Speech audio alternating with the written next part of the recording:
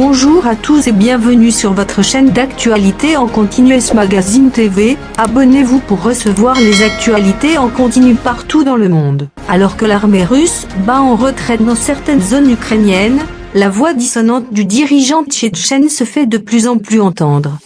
Une manière de passer ses messages, mais aussi de se positionner politiquement.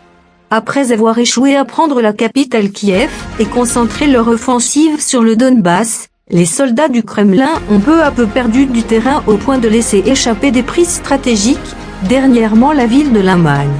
Un net recul, qui fait dire à certains observateurs qu'une victoire ukrainienne est plausible, mais qui crée également l'émoi à Moscou, où les officiers russes sont de plus en plus critiqués. Parmi les principaux détracteurs, le sulfureux dirigeant tchétchène Ramzan Kadyrov qui s'en est directement pris au général Alexandre Lapine, commandant en chef du district central de l'armée russe, mais aussi au gouvernement de Poutine. Si cela ne tenait qu'à moi, je le rétrograderais, je le priverais de ses récompenses et je l'enverrais au front, avec une mitrailleuse à la main, afin qu'il lave sa honte au prix du sang, a-t-il déclaré. Dans cette Russie au pouvoir si fort, cette critique ouverte a de quoi étonner. D'autant que c'est Vladimir Poutine en personne qui avait nommé Ramzan Kadyrov comme chef de la République tchétchène en 2007, au terme de 2 guerres sanglantes qui avaient déchiré la région. Entre les deux hommes, un lien presque filial s'était ensuite noué. Le colonel Michel Goya, cette sortie ne s'est d'ailleurs pas faite sans l'aval préalable de Moscou. J'ai du mal à imaginer que Kadyrov puisse s'exprimer aussi librement que ça, il y a un blanc-seing. Il y a d'abord une critique de l'armée derrière tout ça, assure-t-il. Pourtant, jusqu'au boutiste, Ramzan Kadyrov est allé encore plus loin et a également estimé que pour vaincre en Ukraine, l'armée russe devait employer des moyens plus drastiques, dont l'utilisation d'armes nucléaires de faible puissance.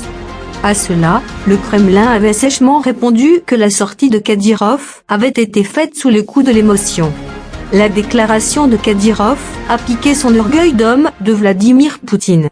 On est sur un président qui montre quelque chose de fort dans son discours, il vient d'annexer 4 régions. On a un lieutenant qui n'est pas content, qui remet en cause son autorité.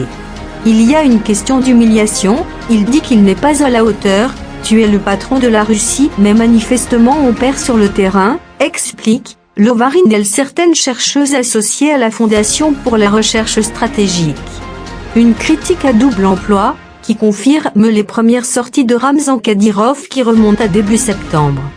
Là, le dirigeant avait déjà émis de vives critiques quant à la stratégie militaire utilisée par le président russe.